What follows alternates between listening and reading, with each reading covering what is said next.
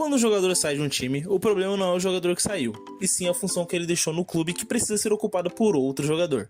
E hoje eu vim apresentar dois nomes que analisei que podem ocupar o espaço que Guilherme deixou no Santos. Então, sem mais enrolação, torcedor, esse é o canal OJ Analisa e vamos pro vídeo. Primeiro, vamos falar um pouquinho do Guilherme. Então, o Guilherme era um jogador que no momento ofensivo tinha uma boa presença diária, visto os gols que ele marcou na reta final do Brasileirão, uma boa leitura de jogo, tanto que também conseguiu entregar várias assistências durante a temporada. Era bom em bolas paradas, principalmente na cobrança de escanteio. No momento defensivo, ele participava da segunda linha de quarto marcadores, fazendo boas recomposições, além de ter uma boa pressão no adversário.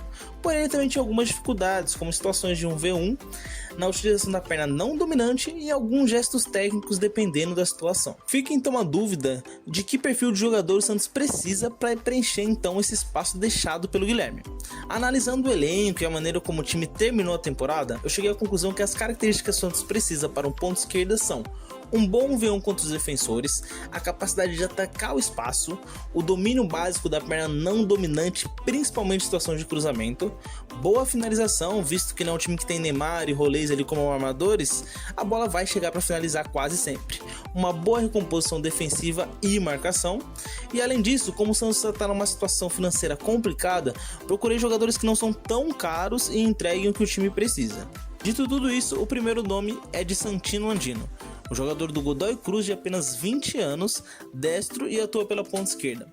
Seus principais pontos positivos são o ataque ao espaço, o 1v1 contra zagueiros, o jogador também conta com uma boa finalização ao gol e tem um domínio básico da perna não dominante para as situações do cruzamento que a gente tinha comentado. Dá para notar pelos lances da naturalidade para o drible do jogador.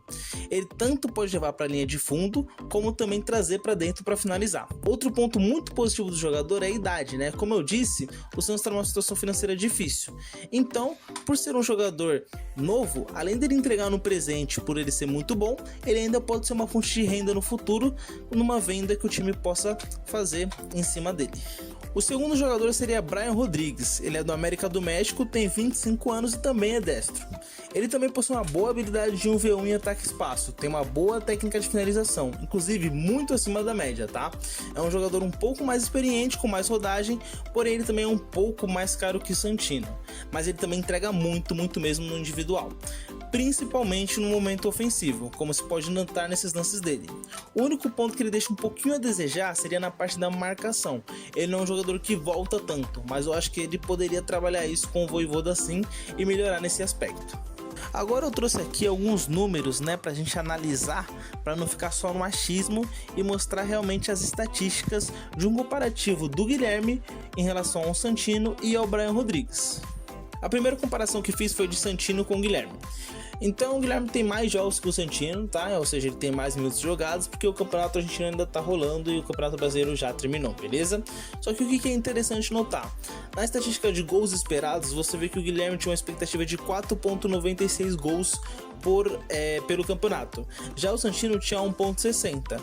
Guilherme ele fez 4 gols e Santino fez 2, ou seja, dos gols, dadas as situações de chances de finalizações que era para o Santino fazer, ele acabou fazendo mais que o esperado. Já o Guilherme acabou fazendo menos gols do que era esperado, dadas as situações. É interessante mostrar que a frequência de gols em minutos, ou seja, quanto de tempo que demora para cada jogador fazer, o Santino leva também menos minutos do que o Guilherme.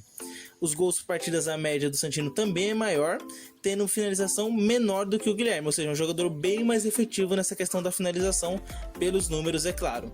Já é interessante notar que o Guilherme se sobressai em relação às assistências, Ele tem bem mais assistências e bem mais grandes chances criadas do que o Santino, mesmo, Nesse caso, o Santino tendo menos partidas, na média o Guilherme tem mais. Porém, dá pra notar que o Santino também tem o dobro de dribles por jogo do que o Guilherme, ou seja, comprovando aquela efetividade dele no 1v1.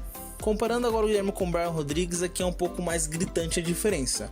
O Brian Rodrigues tem um pouco mais do que a metade dos jogos do Guilherme, porém, você vê aí que ele tem mais gols ele demora muito menos tempo em minutos para fazer gol. O Guilherme precisa de 566 minutos para fazer gol.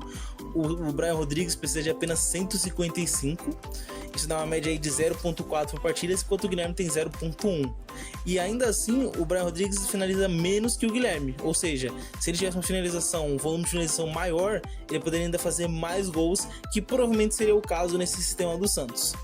A conversão de gols fica bem mais gritante ainda. O Guilherme tem uma conversão de 6%, enquanto o Brian Rodrigues tem de 20%.